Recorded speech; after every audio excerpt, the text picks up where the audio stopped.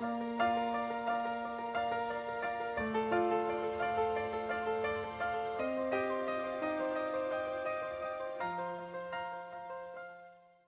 mes petits lecteurs, aujourd'hui on va lire un nouveau livre. Tadam! Bienvenue chez le fantôme. C'est l'histoire d'un fantôme qui est peinard dans son manoir et il s'appelle Dédé. Et Dédé, lui, il aime pas qu'il soit dérangé dans son château. Donc il fait fuir tout le monde. Et on va voir que la prochaine famille n'a pas peur des fantômes. Comment va-t-il faire pour s'en débarrasser? On voit ça tout de suite. Zou! Bienvenue chez le fantôme. Chapitre 1. Depuis 300 ans, Dédé hantait un joli manoir en bordure de forêt. Toutes ces années, il avait du travail pour que le manoir soit abandonné. Hurler à la nuit tombée, se promener avec des chaînes, faire virevolter son drap, et chaque soir, ça recommençait.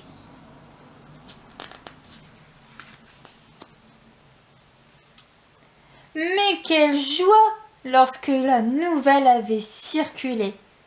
Le manoir était hanté.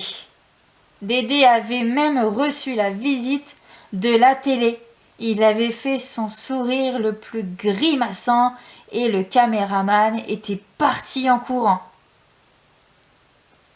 Dédé avait eu aussi un article dans le journal, avec sous sa photo un titre à scandale. Plus un chat dans le manoir hanté. Tout le monde a filé.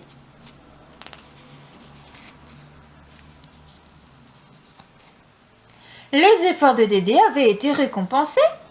Il allait enfin pouvoir se reposer.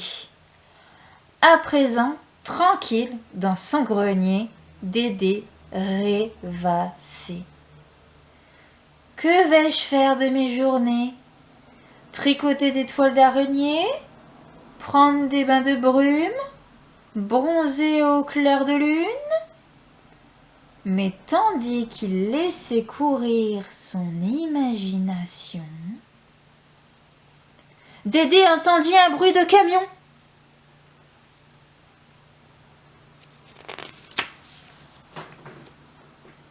Chapitre 2. La famille Citrouille débarquait chez lui avec ses 2 enfants, Robin, le garçon, et Marie, la grande sœur. Dédé bondit. Oh non, ça recommence.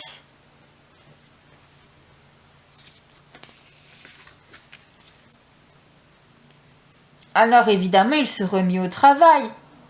Il faisait ses ouh, ouh. Mais ils étaient plutôt mous. Il claqua des portes, de ci, de là. Ça ne suffisait pas. Le lendemain, les intrus étaient toujours là. Dédé s'agaça. Ma parole, ça ne se passera pas comme ça. Pour qu'il ait la peur de leur vie, Dédé entra dans la chambre des parents à minuit et sauta en criant sur leur lit. Ouais, c'est l'heure de se lever!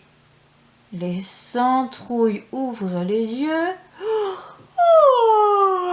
bâillèrent un peu et se rendormirent aussitôt.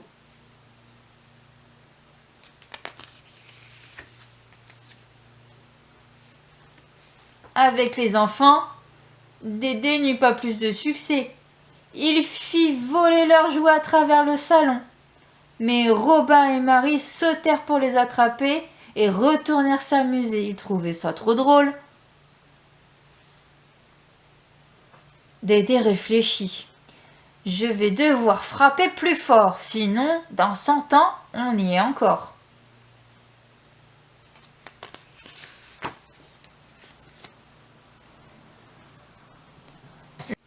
Le soir même, pendant le dîner, il rassembla ses forces et souleva les membres de la famille. Puis, il les fit tourner au-dessus de sa tête, à toute vitesse, ayant quelques cris de surprise. Les cendrouilles éclatèrent de rire. Dédé les lâcha d'un coup. Robin et Marie protestèrent. « C'est déjà fini ? Oh dommage, c'était super !»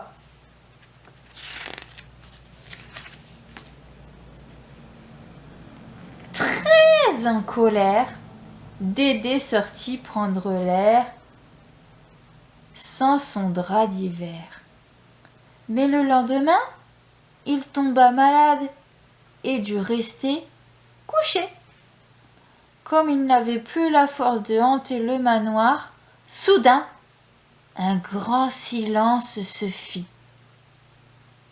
Dédé était alité depuis maintenant une semaine, quand il entendit un bruit de camion. La famille Cendrouille s'en allait avec tous ses cartons.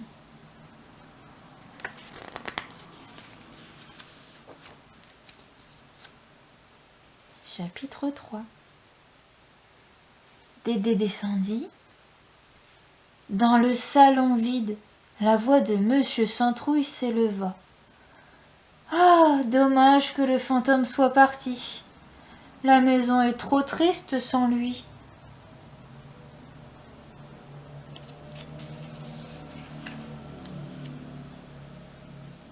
Sa femme continua. « Sans les cris la nuit, les portes claquées, à quoi ça sert d'habiter un manoir hanté ?» En entendant ces paroles, Dédé sortit de sa cachette. « Mais non, ne partez pas, je suis encore là !» Et il serra contre son drap Robin et Marie, fous de joie. À partir de ce jour, il ne fut plus question pour Dédé de se reposer.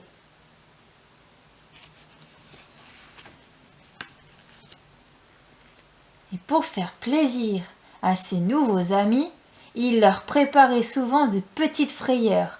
Et puis ensemble, il y avait une idée. Désormais, au-dessus de la porte du manoir, il y aurait une pancarte. « Bienvenue chez le fantôme. Visite guidée du grenier à minuit. Frisson garanti. » Et maintenant, il y avait la queue pour voir dans le manoir. Et surtout Dédé le fantôme. Fin. Mais n'oubliez pas, il y a un petit jeu avec cette histoire. Vous êtes prêts ? Et maintenant les enfants, on va jouer ensemble. J'espère que vous avez bien été attentifs à l'histoire. Dites-moi, quel personnage y avait-il dans l'histoire ? Oui, il y avait bien évidemment Dédé le fantôme et Robin, le frère. Et maintenant dites-moi, à quel moment se passe l'histoire ? Au beau jour ? À l'approche de l'hiver ? Ou la nuit ? Oui, c'est bien ça. Ça se passe la nuit. Et un peu à l'approche de l'hiver. Vous vous souvenez, il tombe même malade. Et maintenant, à quel endroit se déroule l'histoire ? En bordure de forêt ? Au bord de la mer ? Ou dans un manoir ?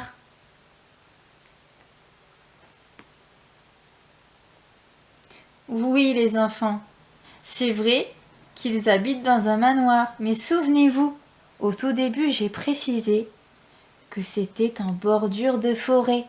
En bordure, ça veut dire juste à côté. Et le dernier, quel genre de livre je viens de vous lire ? Un roman d'amour ? Un roman policier ? Ou un roman d'épouvante qui fait peur ?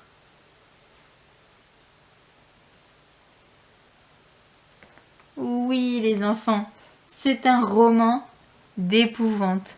Bravo. On fait un dernier jeu ? On y va.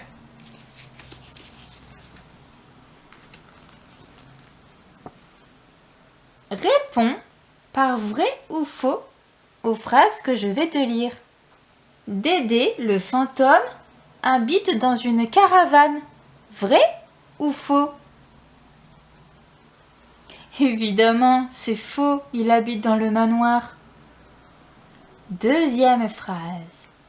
La famille Centrouille a 2 enfants. Oui, les enfants.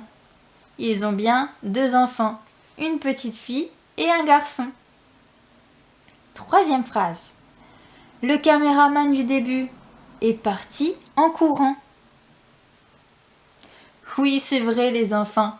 Au début, Dédé le fantôme faisait peur à tout le monde. Quatrième phrase. La famille Centrouille a 2 filles. Je vous ai aidé un petit peu tout à l'heure. Évidemment, c'est faux. Il y a un garçon et une fille. On continue. Dédé le fantôme tombe malade dans l'histoire. Oui, les enfants. Dédé le fantôme tombe malade. Il est enrhumé pendant 1 semaine. Vous vous souvenez? Il est parti dehors sans son châle. Avant-dernière phrase. Le manoir est détruit pour construire une autoroute. Vous avez vu une autoroute dans l'histoire, les enfants? Non, au contraire. Le manoir est bien là et il est visité par plein de gens. Et Dédé peut s'amuser à leur faire peur. Dernière phrase. Dédé le fantôme a eu sa photo dans le journal. Oui, les enfants, Dédé le fantôme a eu sa photo dans le journal. Au tout début du livre. Essayez de vous souvenir. Juste ici. À bientôt, mes petits lecteurs.